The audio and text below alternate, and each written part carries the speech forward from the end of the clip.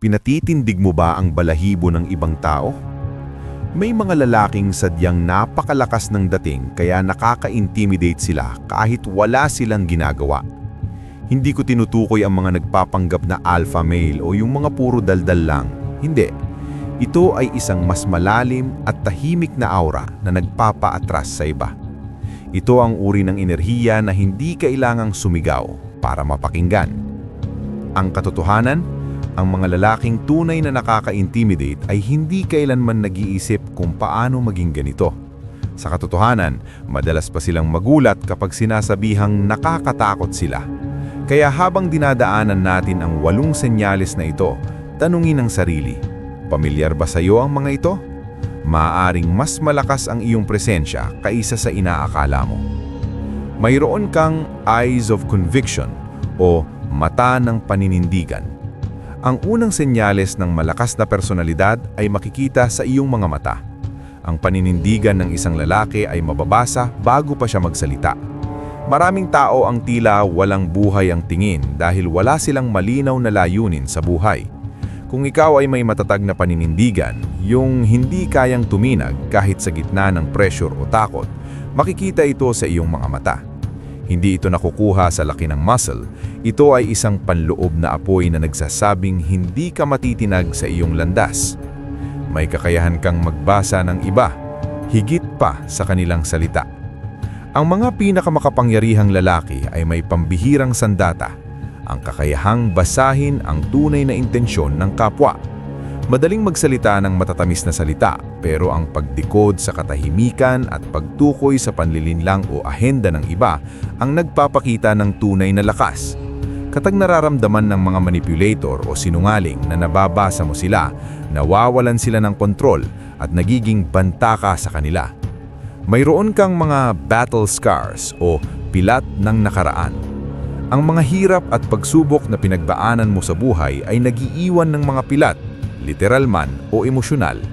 Ang mga karanasang ito ang nagpapatatag sa iyong enerhiya.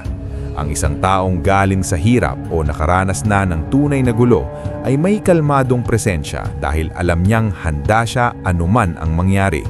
Ang lakas na ito ay hindi mapapantayan ng mga taong lumaki sa sobrang ginhawa. Komportable ka sa katahimikan. Karamihan sa mga tao ay takot sa katahimikan kaya pilit nilang pinupuno ang hangin ng walang kwentang daldal. Ang isang malakas na lalaki ay hindi nararamdamang kailangan niyang magsalita para lang patunayan ang sarili. Ang pagiging komportable sa katahimikan ay tanda ng komposisyon at kapayapaan sa sarili. Kapag nagsalita ka, kakaunti lang ang salita pero may malalim na epekto. Kasama mong naglalakad ang kamatayan o memento mori. Ito ay bihirang katangian. Hindi ito nangangahulugang gusto mong mamatay, kundi tinanggap mo na ang katotohanang darating ito. Ang pagkawala ng takot sa kamatayan ay nagbibigay sa iyo ng matinding kalamangan. Dahil hindi ka takot sa katapusan, hindi ka basta-basta madidiktahan ng takot na kumokontrol sa karamihan. Ang iyong kalmado sa ilalim ng pressure ay bunga ng pagtanggap sa iyong mortalidad. Kusang loob mong pinipili ang paghihirap, discomfort.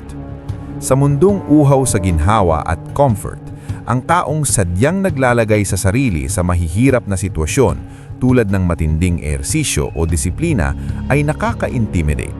Ang pagpili sa hirap ay isa sa pagiging laging komportable ang nagpapalago sa iyong espiritu, testosterone at aura. Ito ang naghihiwalay sa mga mahina at sa mga tunay na malakas. Wala kang pakialam sa opinyon ng iba. Ang pinakamalaking aura killer ay ang sobrang pag-aalala sa iniisip ng ibang tao. Ang mga matatagang lalaki ay hindi naghahanap ng validation o papuri sa social media.